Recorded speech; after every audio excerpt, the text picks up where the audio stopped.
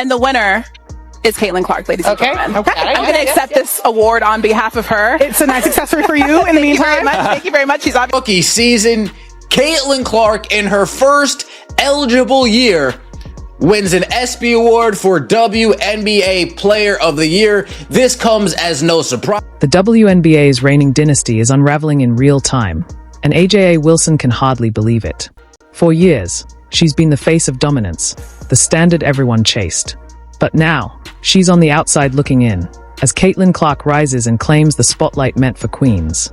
A wonderful day it is to wake up, and Caitlin Clark is the WNBA Player of the Year, awarded by the ESPYs. You know why? Because the god Caitlin Clark is the face of the league. Ladies and gentlemen, not no weak-ass BET award, where the BET Awards ain't held no weight for over 10 years. A real award, awarded by The Las Vegas Aces are limping through the season with a flat 11-11 record, a shocking decline for the back-to-back champions. AJA Wilson's reign atop the WNBA isn't ending in glory, but in grit and grimaces.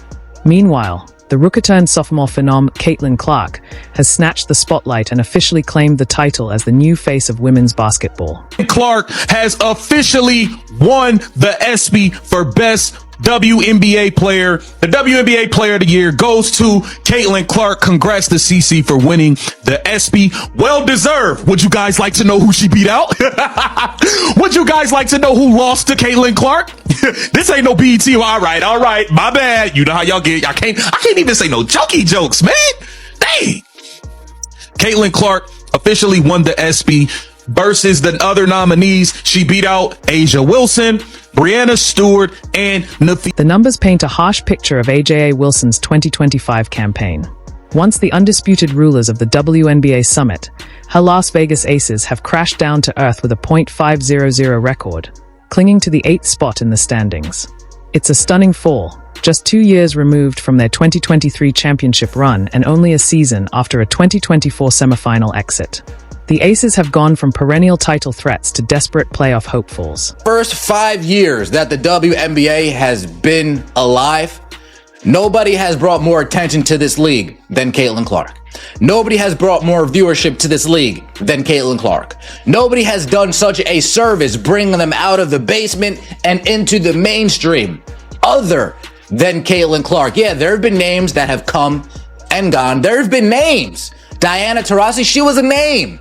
Candace Parker, she was a name. Maya Moore, she was a name.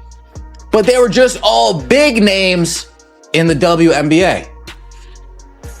They didn't transcend the sport.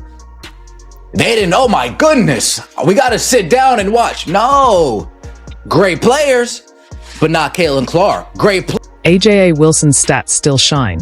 22.3 points, 9.2 rebounds, and 2.4 blocks per game. But the backdrop tells a different story. The dominance is no longer translating to wins, and her once mighty squad is now fighting to stay relevant in a league that seems to be shifting beneath her feet. The three-time MVP has become a spectator to her own downfall, as a fearless young guard from Iowa steals the spotlight and captures the heart of the basketball world. These were Nafisa, Asia Wilson, and Brianna Stewart. You know what's ironic about this? Is that the players ranked her 9th best guard in the W.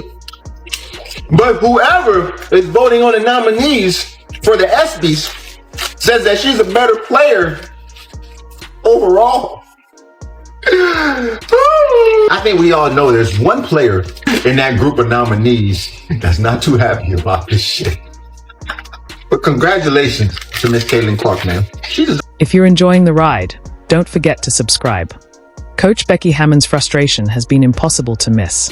After an embarrassing loss to the Indiana Fever, without Caitlin Clark on the floor, Hammond didn't hold back. She tore into her squad, calling it one of the worst games she's ever witnessed. Her post-game critique was blistering. That was a complete lack of professionalism, she said, stunned by her team's lifeless performance. The Aces put up a season-low 54 points and shot a dismal 26.2% from the field in the defeat. It's trash. The offense was trash. The defense was trash. There has to be some fight back. If they're going to allow that kind of physicality, my team has to step up and match that physicality. One team is physical and one team is not. One team is 3 steps behind, and one team is not.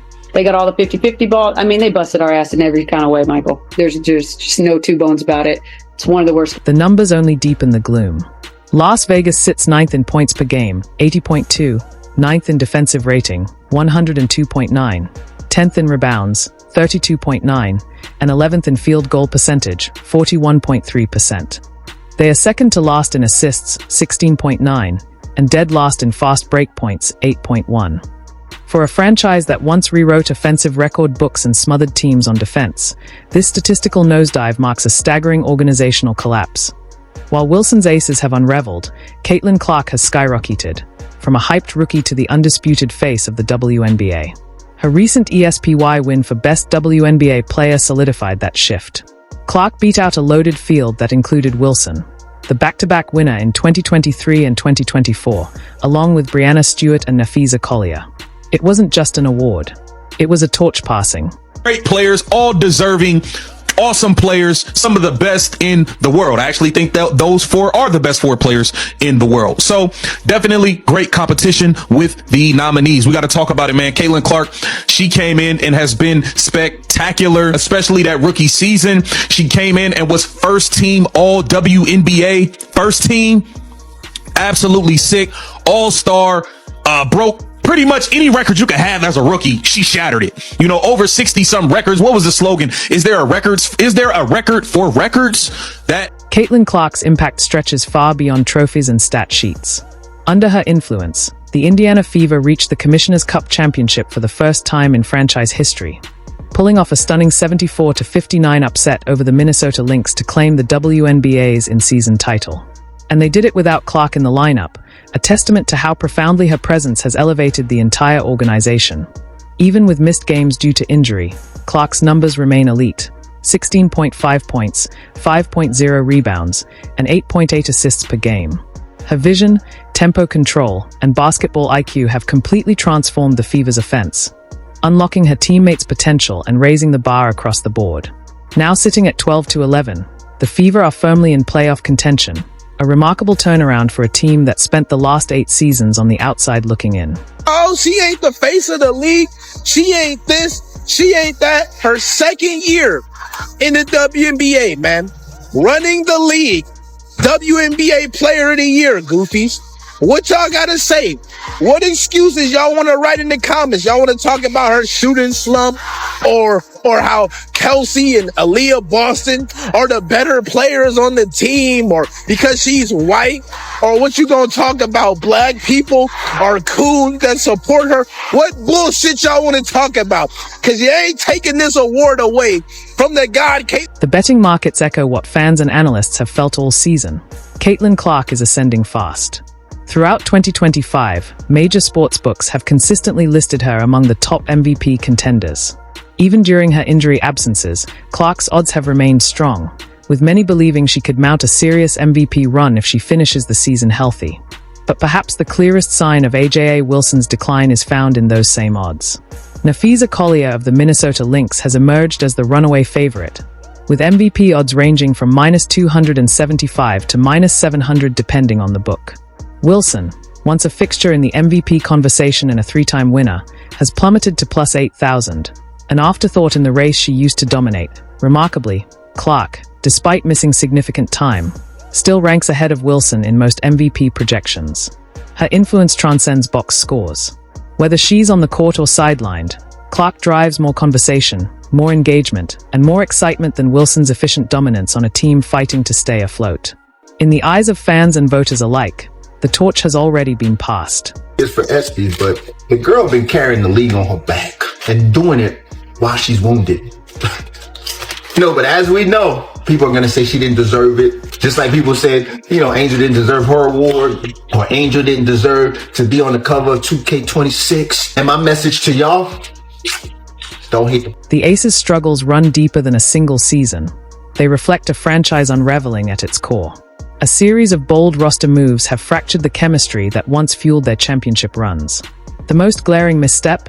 Trading longtime guard Kelsey Plum to the Los Angeles Sparks for Jewel Lloyd, a move that has backfired spectacularly. Lloyd is posting career-low numbers and has struggled to find her rhythm in Becky Hammond's system. Even AJA Wilson hasn't hidden her frustration.